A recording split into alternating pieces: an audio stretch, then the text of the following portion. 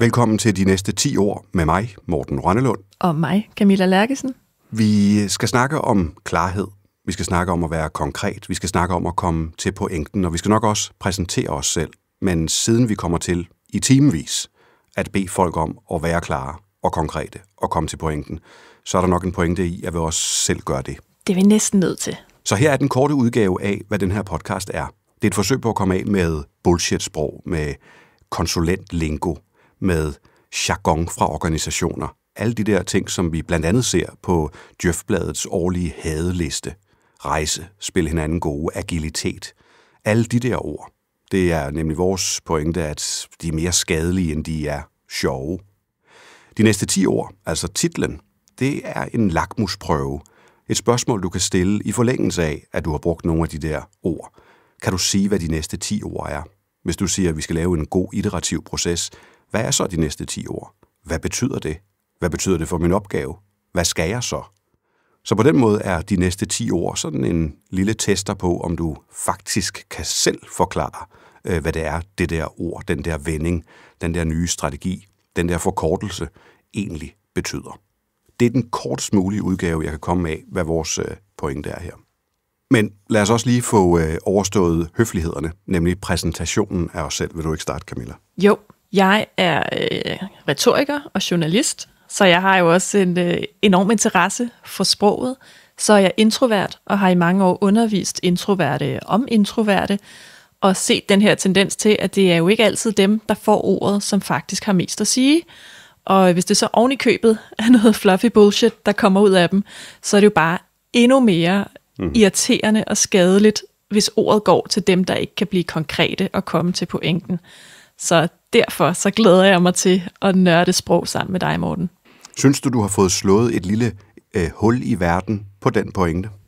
Jeg arbejder på sagen. Jeg har været i gang i 10 år jo, og jeg kan godt nogle gange blive en lille smule frustreret over, hvor langsomt det går. Er der overhovedet nogen bevægelse? Der er en bevægelse, det er der. Men der er også stadig folk, der kommer hen til mig og siger, ej, er du introvert? Det skal du slet ikke være ked af, det kan man slet ikke mærke på dig. Nej, tak for støtten. Ja. Jeg er i øvrigt også introvert, og jeg faldt også over, og lad mig fortælle baggrunden, så behøver du ikke at gøre det selv.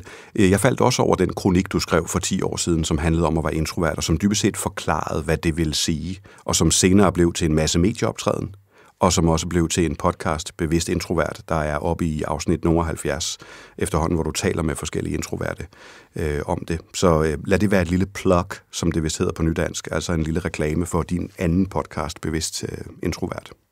Jeg hedder Morten, jeg er også journalist. Det har jeg været i 30 år. Jeg har også været leder i medieorganisationer, og så har jeg været leder i det offentlige, da jeg lige havde behov for en pause fra journalistikken. I begge situationer, både som journalist og som leder i en medieorganisation, er jeg stødt på det der bullshit-sprog. Og endnu mere, da jeg skiftede til det offentlige. Det var næsten ikke til at være i visse perioder. Så meget bullshit og jargon, der kan være der. Og det er nok også derfra, at min irritation og lyst til at komme det til livs i virkeligheden kommer fra. 30 års opbygget frustration, tror jeg, er det pæne ord. Raseri er måske mere dækkende. Det bliver lidt spændende at kaste sig ud i det her sammen med dig, Morten. Jeg glæder mig til din rants. Ja, men hvis du sørger for at tale langsomt og beroligende, især hvis jeg pisker mig helt op, så tror jeg, vi alt i alt nok skal ramme et eller andet form for gennemsnit. Som en kollega altid sagde, jeg har fødderne i ovnen og hovedet i fryseren, men i gennemsnit er jeg 37 grader. Som et lille billede på det. Lad os håbe, vi også kan ramme den der balance. Men lad os også straks hoppe til dagens emne. Og vi kommer jo igennem mange i løbet af de episoder, der kommer, og timevis af snak, men nu zoomer vi lige ind på problemets omfang, og forsøger at godtgøre, hvad det er, og hvor meget det faktisk er, og hvad nogle af konsekvenserne er. Og når man gør det, snakker om problemet, så er man selvfølgelig altid sårbar for folk, der siger, at det er meget fint at være sur for en sikkerheds skyld, eller gnave en gammel mand, men hvad med at være lidt konstruktiv? Hvad med at komme med nogle løsninger? Og dem kan vi godt love også at komme med, ikke? Det kan vi i hvert fald. Og du må også have fra retorikkens verden alle de der redskaber, der faktisk kan hjælpe os ud af det hul, der efterhånden er gravet. Den famøse værktøjskasse, apropos. Den famøse retoriske værktøjskasse. Netop. Men problemet, kolon. Hvis jeg må nævne det første, så er det måske også det mest indlysende ved bullshit-sproget, ved konsulentsnakken, ved den lingo, der er i mange organisationer. Nemlig de gange, folk ikke forstår det. Altså det mest gennemtrængende af problemerne, det er, når folk ikke forstår, hvad forkortelsen er, hvad ordet betyder, hvad det er for en vending, nogen har taget med hjem fra en konference, når de simpelthen ikke forstår, hvad de derfor skal, hvad deres opgave er, hvor hele deres afdeling er på vej hen. Og det må alle næsten kunne tilslutte sig, er et af de største problemer. Der er næsten ikke noget værre end folk, der får at vide, at husk nu at lave den digitale transformation her i afdelingen, og de sidder bare spejlblanke på, hvad det rent faktisk vil sige. Og jeg tror, problemet bliver forstørret af, at vi også mange steder er havnet et sted, hvor man er holdt op med at kommentere det. Altså jeg sidder mange steder, hvor de der ord, de flyver afsted, og der er ikke rigtig nogen, der stiller spørgsmål, som jeg kan se, at det ikke bliver forstået, eller høre bagefter, at det ikke bliver forstået. Er det ikke også din oplevelse? Altså man sidder til de der møder, og der er tavshed. Jamen tror du ikke også, det er, fordi folk er bange for, at alle andre har forstået det? Og så er det lidt pinligt at være den, der rækker hånden op til det der ord, der lyder meget flot, og siger, jeg forstår det ikke. Og så vil man hellere bare spørge bagefter en kollega, der måske har forstået det. Ja, eller håbe, det giver mening hen ad vejen. Hvilket jo faktisk highlighter et andet problem, nemlig når det skal give mening hen ad vejen, så betyder det næsten altid, at arbejdet eller effektiviteten bliver en lille smule sløjere, ikke? Det fremkalder et møde mere, ja. Fordi det første møde var en overskrift.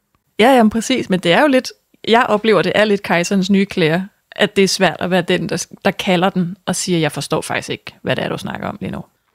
Jeg plejer at sige, hvis du er i en organisation, hvor der stadig er villighed fra især cheferne til at få de irriterende spørgsmål, eller få at vide, hvad betyder det, og du er på jagt efter det uddybende svar de næste 10 år fra din chef, så kan du selvfølgelig først starte med at spørge, hvad betyder det? Det vil være del 1. Hvis du stadig ikke får noget svar, og du stadig tør spørge, fordi kulturen på dit sted er, at man godt må det, ægte, så vil det næste spørgsmål være, kan du komme med et eksempel? For det vil som regel fremprovokere, at folk er nødt til at tygge de næste 10 år frem af den der overskrift, de har sagt. Det er ikke sikkert, de kan det, fordi det er jo nye eksplorative tider, og fremtiden er usikker. Så det er ikke sikkert, at et eksempel lige ligger lige for. Det er jo det, vi skal opdage hen ad vejen, mens vi asfalterer, når vi kører. Så den tredje mulighed for at kunne agere på det, der er blevet sagt, det vil være selv at komme med et eksempel, og så bede om et ja-nej. Og så aftvinge simpelthen, mener du, at det er det, jeg skal gøre? For den er nemlig svær at snige sig udenom. Så i 3 trin, hvad betyder det? Hvis ikke du får svar, kan du give mig et eksempel? Hvis du stadig ikke får svar, send et eksempel og bed om et ja eller nej. Tror du kunne bruge det i en sammenhæng? Jeg ved, du har siddet i nogle møder, hvor du også er den, der tier stille, ikke? Jo, det er jo gerne det, jeg ender med. Og jeg sad jo i et møde så sent som i går, og tog noter, og havde den der indstilling. Jeg håber, det her kommer til at give mening hen ad vejen. Fordi der skulle vi nemlig have scopet det arbejde, vi skulle lave. Vi skulle bruge det til at lave nogle bedre processer, fordi der skulle en ny rolle ind, som kunne fungere som anker. Og det her møde, det handlede ligesom om at få startet rammen, og så få det faciliteret. Og jeg ved ikke, om du ved, hvad der foregik på det her møde, ud fra mine noter, men jeg er stadig i tvivl. Jeg har intet bud. Jeg kan faktisk ikke engang gætte, hvad for en branche vi er i. Nej, vel? Det er så generisk, at du kan ikke engang høre, hvilken branche vi er i. Og selvfølgelig er der vil være nogen, der siger, jamen, vi har jo noget jargon inde i branchen. Jeg kan også godt sige nogle medieting. Har du husket at lave KGN'en til den der VO med attack? Og det er der ingen andre, der ved, men det ved de nærmeste kolleger, der skal vide det. Og der kan det godt være sådan et shorthand, eller hvad det hedder på moderne, en genvej til hinanden, at man bruger den der type af sprog. Problemet er bare, når kredsen bliver større, eller det begynder at smitte til uden for den der tætte kreds af folk, der er fagteknikere på et eller andet område. Og der er den der type af generisk, det er frygteligt. En anden sideting ved det der med, om man forstår noget eller ej, det kan være, når selskabet får bildt sig ind, at de hver især forstår det, men de forstår det på hver deres måde. Lad mig prøve at se, om jeg kan opfinde et eksempel. Hvis du satte dig ind på et forlag for 15-20 år siden, og chefen havde været på konference og havde udviklet strategi og holdt en masse møder og seminarer ude på herregårde og hvad man ellers gør, kommer tilbage og siger, nu skal vi lige huske at være opmærksomme på den digitale transformation, som er i gang i samfundet. Så vil den ene til det møde sige, det er rigtigt, vi skal til at lave e-bøger. Folk vil læse på deres kommende et eller andet iPad, var den opfundet på det tidspunkt. Men vi skal til at lave e-bøger. Det vil være den enes forståelse af det der ord. Mens den anden siger, det er fuldstændig rigtigt, vi skal bruge det der digitale, for så kan vi sætte vores bøger meget hurtigere, før vi trykker dem. Og det er jo dybest set 2 vidt forskellige læsninger, som begge to kan være rigtige, men hvor forståelsen bare er forskellige ting. Og det betyder så, at nu den ene ende af organisationen laver en ting, og den anden ende af organisationen laver en anden ting. Og det er den rigtig farlige. Det er ikke, altså fordi en ting er, når det er indlysende, at det er uforståeligt, hvad der er blevet sagt. Noget andet er, når vi faktisk alle sammen tror, det er forståeligt, og går fra mødet med hver vores forståelse af det sagte. Det har jeg prøvet rigtig mange gange. Jamen, det har jeg også prøvet mange gange. Det er heller ikke ret længe siden, at jeg sad sammen med en kunde, og vi talte om 2 helt forskellige ting, fordi jeg sagde, jeg tror, det er for bred en målgruppe, hvis du taler både til CEOs og selvstændige, og hun sagde, jamen selvstændige er jo CEOs, så det er jo det samme menneske, jeg taler til. Og der tænker jeg, der er bare gået lidt inflation i jobtitlerne så, fordi i min verden, så er CEO noget helt andet. Det knytter sig til en helt bestemt selskabsform og rolle. Ja, præcis. Det er det store konglomerat mere, end det er mig og mit enmandsfirma, ikke? Jamen præcis. Og så er der jo alle dem, der er CEOs i deres eget liv. Og det ved jeg slet ikke, hvad. Nej, jeg tror, jeg vist sådan lidt småironisk har kaldt mig CEO i mit firma på LinkedIn. Det kan være, at jeg lige skal slette det, før at episoden her, den udkommer. Men den er farlig, den der med de forskellige forståelser, og den tror jeg måske er en af de mest gennemgribende, hvor folk går fra, uden at have indset, at det der slagkraftige, overskriftlignende sprog har så mange betydninger, at vi er landet vidt forskellige steder. Et andet eksempel kan være, at man bliver sat i gang af chefen og får at vide, at man skal huske at lave noget brugerinvolvering som en del af projektet. Og det virker jo indlysende. Spørg kunderne. Problemet er bare, at de forskellige niveauer af brugerinvolvering er jo vanvittigt mange. Har brugerne veto? Skal vi bruge brugernes input? Skal brugerne sige ja eller nej til nogle forslag, vi kommer med? Eller hvad er egentlig setup'et? Og der bliver det mange gange kun overskriften. Husk at spørge borgerne, om hvad? Og til hvad? Og hvad kan vi love dem, at de får? Får de lov til at bestemme? Eller hvad? Og det betyder så også, at de der forskellige projektgrupper går ud og ikke rigtig ved, hvad løsningen egentlig er, og har måske forskellige idéer om det. Og så kommer de tilbage og har spurgt nogle borgere i døren ind til afdelingen, og så viser det sig, at det i virkeligheden var, når de først var kommet ind, at man havde behov for input, eller hvad det nu var. Altså, de der misforståelser, når der er mange læsninger af det samme ord, synes jeg er problematisk. Og der kan man i hvert fald godt afkræve de næste 10 år. Hvad for en type brugerinvolvering? Hvorfor? Hvad skal det? Og der bliver jeg knaldgod at have med i den her serie, fordi jeg forstår først ting, når de er rigtig konkrete. Jeg havde engang en kæreste, der grinede sådan og sagde, man kan jo ikke have dig med i et køkken, fordi du skal jo have så konkrete instrukser, at jeg bruger al min tid på at instruere. Så man kan ikke have dig med og sige, skær lige nogle tomater. For så stod jeg derovre og sagde, okay, i hvilken facon? Hvad skal de bruges til? Er det en tomatsalat, eller skal de i tern? Skal de i en sovs? Hvad skal du bruge? Skiver? Kvadrater? Men det er da også, jeg kan have det på samme måde. Det er da afgørende. Det er det da. Det er da afgørende, ja. Men jeg tror, at i organisationer, der sker det her hver dag.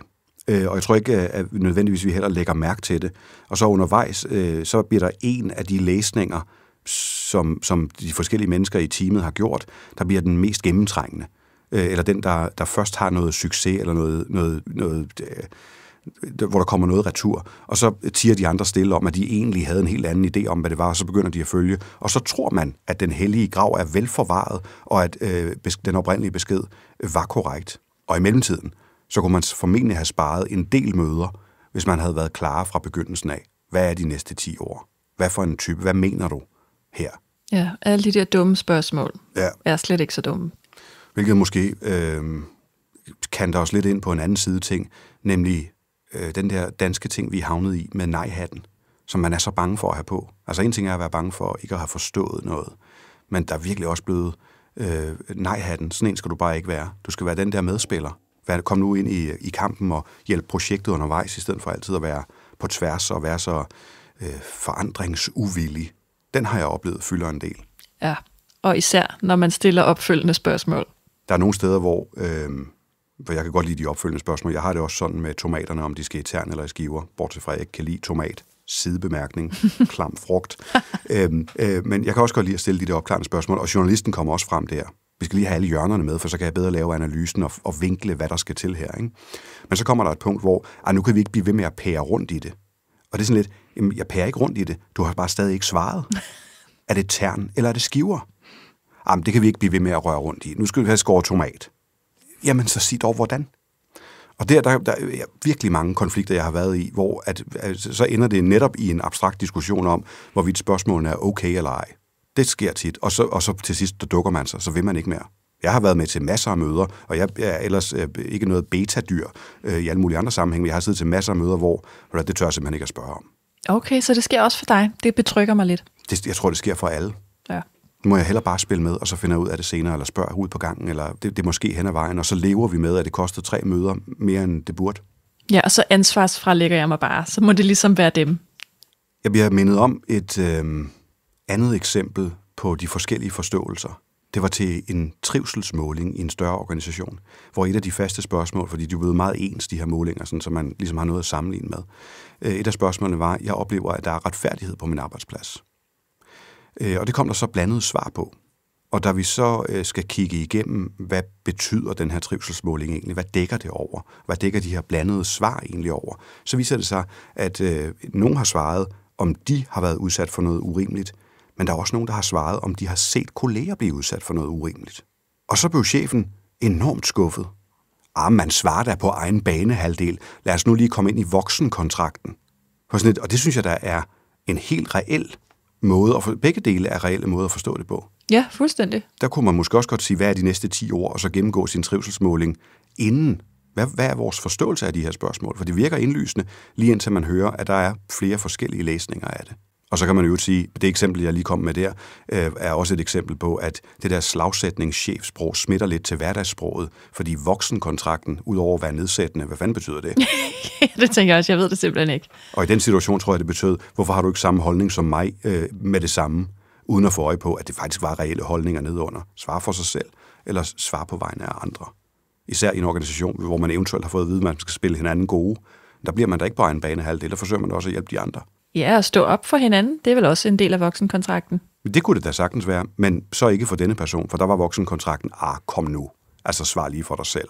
Og underforstået, hvis ikke du kan finde ud af den indlysende ting, så er du også barnlig, hvilket også er noget voldsom udmelding. Men det tror jeg kommer af afsmitningen, at man kommer til, også i hverdagssituationer, så kommer man til at tale lidt i de der slagsætninger og sjove gloser og billeder på steder, hvor det er unødvendigt. Og man kan slippe afsted med mange ting, ikke? Hvis man bare kalder det voksenkontrakten. Præcis. Og det her tilfælde var et godt eksempel på, at der er jo ikke nogen definition af voksenkontrakten andet end i det tilfælde var det min forståelse af verden, som er så indlysende, at hvis ikke du har den med det samme, er det barnligt. Ja.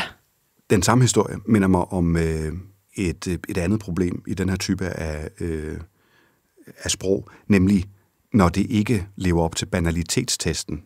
Altså, hvor der står noget i vores værdier eller strategier, som er så indlysende, at det er, hvorfor står det der? Kan du genkende, hvad jeg mener? Spil hinanden gode, for eksempel, er et af de der store hadeord på Jeffs liste, hvor det betyder, at man samarbejder, og man afleverer sine ting til tiden, og man kommer til møderne, som man skal, osv. Men er der noget sted, hvor man ikke gør det? Ja, præcis. Og jeg kan jo ikke lade være med at komme til at tænke på jobopslag, som vi helt sikkert også kommer til at gennemgå, hvor der også står så mange banaliteter, at man tænker, jamen er der nogen, der ikke er det? Præcis. Vand er vådt, æsler er grå. Altså, der er nogle ting, hvor behøver vi virkelig at sige det? Og hvis vi gør, jamen, så må det være, fordi det dækker over et eller andet form for problem. Altså, at den her organisation har længe ikke spillet hinanden gode. Man kommer for sent til møderne, eller man afleverer ikke sine ting til tiden. Og det er jo fint nok, det skal der gøres noget ved, men så er det nok mere et indsatsområde, end det er en værdi. Jamen præcis. Ellers så skal det være, fordi det er helt essentielt for denne her kontekst, at det er lidt anderledes, end man normalt ville anse det. Men så skal man også kunne sige de næste 10 år om, hvorfor det er anderledes. Jeg har prøvet med den der spil hinanden gode, som er en af de helt store hadere, og som der også er nogle organisationer i Danmark, der rent faktisk har stående i deres papirer. Og hvis jeg spurgte dig, hvad dækker det over at spille hinanden gode, kan du så komme med et eksempel, som ikke er indlysende? Nej. Og det kunne jeg heller ikke først. Så tænkte jeg, så lad mig prøve at hjælpe. Hvis vi skal fylde noget ind i spil hinanden gode, som har noget ekstra, som er ud over, at man må ikke stjæle og andre indlysende ting, men så kunne det være, vi spiller hinanden gode, og det gør vi på den her måde.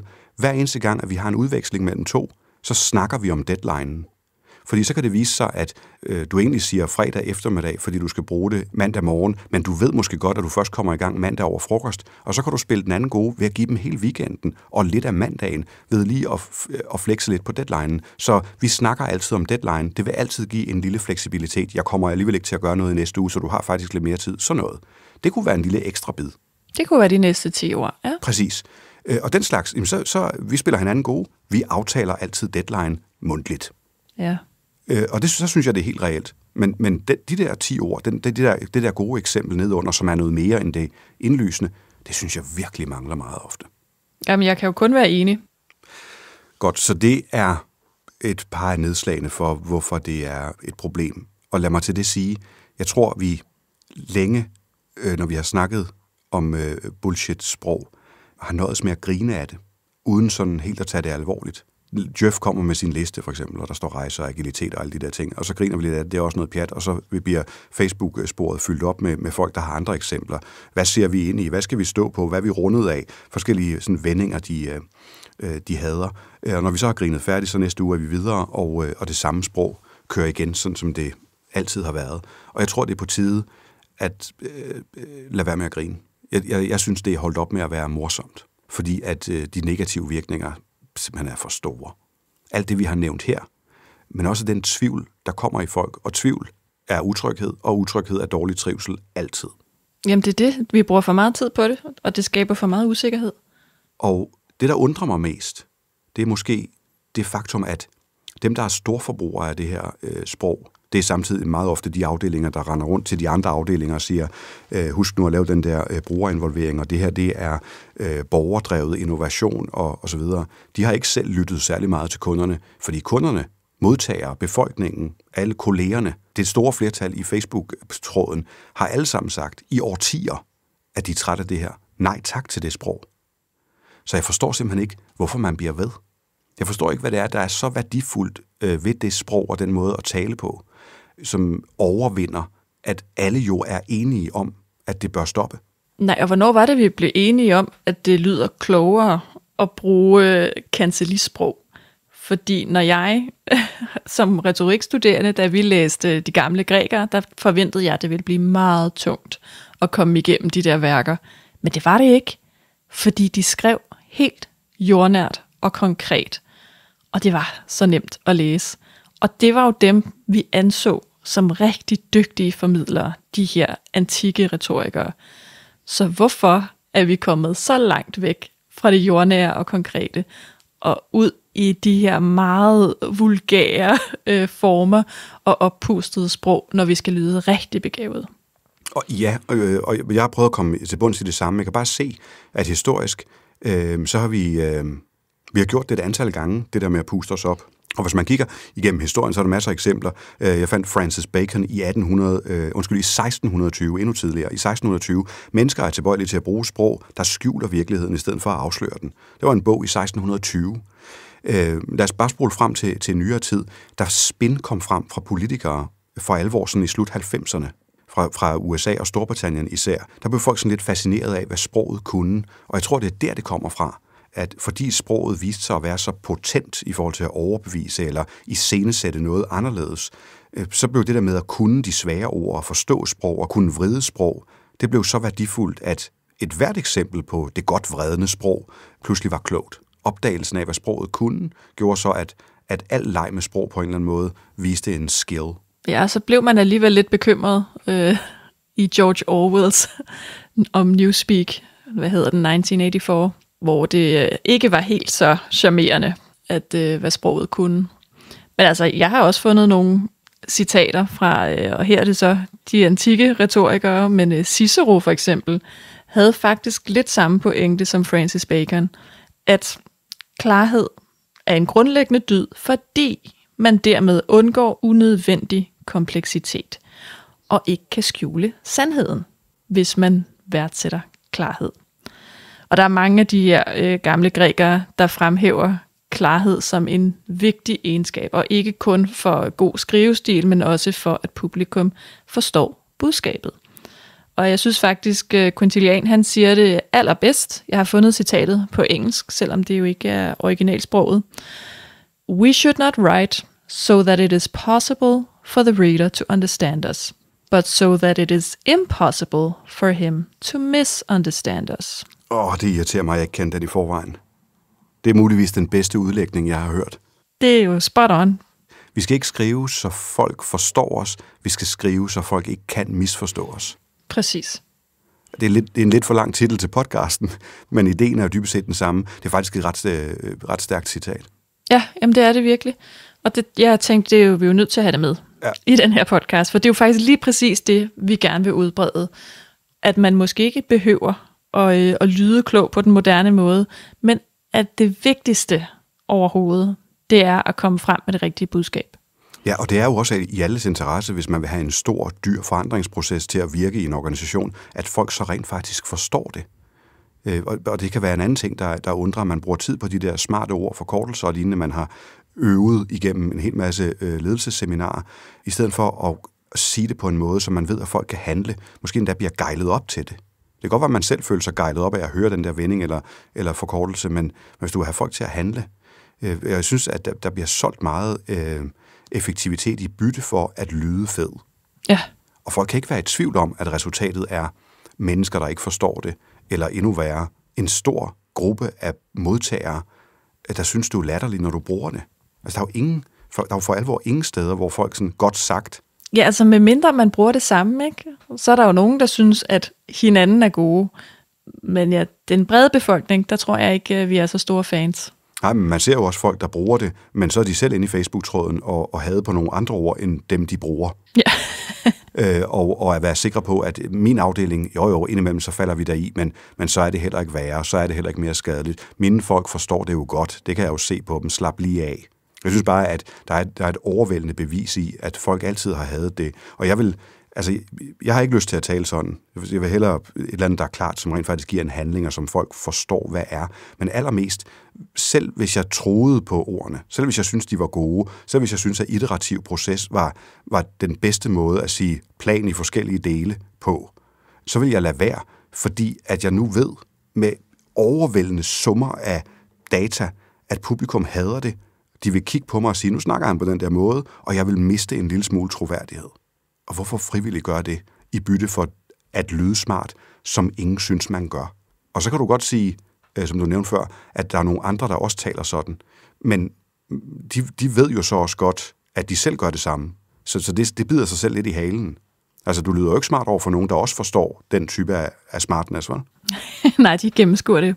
Ja, eller de ved det lige så tomt, som da de selv sagde det i forgårs. Ja, og det er jo lidt min kæphest, at nogen kan slippe afsted med faktisk at levere 0 indhold, eller et minimum af indhold, men bare få det til at lyde rigtig smart. Ja. Altså, og så kan sælge en masse på det, uden at folk egentlig bliver rigtig klogere, men de har sagt det på en ny og meget innovativ måde. Og så er vi lidt tilbage ved kejserens nye klæder, og nu har vi jo betalt en masse penge for, at den her konsulent skulle komme ud og sige det, så nu er vi næsten nødt til at klappe og sige, det var godt nok spændende, fordi ellers er det jo også, der er rigtig dumme. Præcis. Der er mange ting i sproget, som vi kommer til at tale om i de næste mange episoder, og det er meget andet end bare det oppustede. Det er også det deciderede diffuse, altså hvor man med vilje udtrykker sig diffust for ikke at hænge på noget. Så er der, hvor man vil bruge et andet ord, fordi at man synes, at det ord, der allerede findes for et eller andet, er slidt, og det kan være rigtigt, men så kommer man til at vælge et, som man ikke får udbygget med de næste 10 ord, og så bliver det mere forvirrende og forskelligt, hvad folk tager ud af det. Så det er bare for at sige, der er en sådan palette af ting, som går galt i sproget, som ikke kun er det oppustede. Og det er ellers mest det oppustede, vi snakker om. Altså vi snakker om, der arbejdsløse blev til ledige, eller da politikere lavede det der spin fra slutningen af 90'erne og i 0'erne, for at alt skulle lyde bedre, end det var. Men der er jo også et brug af sproget, hvor det er bevidst diffust. Når jeg søger en stor fond eller pulje om nogle millioner, så skal jeg helst ikke skrive alt for meget om, hvad jeg forventer resultatet bliver, for så kan de måle det. Og så mister jeg kontrollen over min evaluering, der bagefter bliver lige så diffus, så det næsten måske kan ligne en succes, hvem ved, og så kan jeg søge igen. Så jeg tror også, at en del af problemet er, at når vi bare griner det af, så er det fordi, vi har en lidt for snæver forståelse af, hvad bullshit-problemet egentlig er. Fordi vi har forelsket os lidt i den der med, at det bare er oppustet. Og der er min pointe, det er virkelig ikke kun det oppustede. Nej, det er jo også det amputerede. Alt det, vi undlader at sige, og bare smider en floskel ind i stedet for. Floskler er et andet godt eksempel, eller billedsprog, som vi kommer til at tale om i næste afsnit, men lad mig lige give en lille eksempelbid. Det var en, der brugte et billede om den strategiske motorvej. Hvad det så end er. men så gerne ville bygge videre på billedet, ved at der pludselig var traktorer på motorvejen, som tabte møding, og det kunne være i overhalingssporet, og det var det spor, vi gerne vil være i, så der skal vi jo se, hvad vi kan gøre for at komme udenom. Og så videre. Og det billede, det røg hjulene fuldstændig af, fordi det holdt op med at være en genvej til min forståelse. Men jeg vil ikke dykke videre ned i pointen der, fordi det tager vi et dybere blik i, når vi kommer til metaforerne og billedsproget i næste afsnit. Lad pointen i dag være, vi synes faktisk, at problemet er stort. Vi synes, at problemet er bredere, end vi måske til daglig behandler det. Jeg synes, det er på tide at holde op med bare at grine det af, og så rent faktisk få gjort noget ved det. Og fordi det i 4 årtier, nu taler jeg lige for egen regning, Camilla, et øjeblik, fordi det i 4 årtier ikke er lykkedes gennem alle mulige bøger, senest blandt andet Mikkel Toksvigs bog om bullshit, som er alt for overset, men fordi det ikke er lykkedes igennem brok og sjove artikler og klummer og alt muligt andet at ændre noget, så vil jeg tillade mig undervejs i de her episoder at skælde lidt ud. Også skælde lidt ud, før jeg kommer med løsningsforslag. Fordi det lader til, at der er en barriere, der hedder erkendelsen af problemet. Og det første skridt i løsningen af et hvert problem er erkendelsen af problemet. Og siden det så vedholdende fortsætter, så tillader jeg mig den konstatering, at erkendelsen ikke er der. Så den er jeg nødt til at banke lidt ind. Jeg ved ikke, om dit humør eller dit temperament er til at være sur så lang tid ad gangen, men jeg tror, det er der, jeg kommer flyvende, i hvert fald i den første tid. Jamen, og jeg glæder mig, og det er jo ikke min force at være specielt harm ret længe ad gangen, men jeg vil absolut nyde at være i dit selskab, selvom du er det. Lad os sige, det var det for den her omgang. I er meget velkommen til at skrive til os på de næste 10 ord @gmail.com, for vi vil også gerne i hver episode komme med et eksempel derudefra. Vi har masser af dem selv, for de er let at finde på ydersiden af kommunale hjemmesider og styrelser og lignende, men nogle gange kunne det være sjovt også at få fra et internt dokument. Og vi skal nok være journalister, der kan holde på kildebeskyttelsen, ikke? Og ikke sige, hvor vi nødvendigvis har det fra. Men hvis du støder på noget god vås fra en af din organisation, så send det til os. De næste 10 ord. De næste 10 ord. @gmail.com. Var det det? Eller har retorikeren en sidste anbefaling eller hint, som vi er nødt til at have med? En afsluttende græker, hvilket er et godt udtryk i sig selv. En afsluttende græker. Det er vores nyeste floskel. Vi har selv opfundet den, og vi kan nu tillægge den præcis den betydning, vi vil. Nej, jeg har ikke nogen afsluttende græker i dag. Nej, det kan være, det bliver en fast ting fra nu af. Ellers på genhør næste uge. På genhør.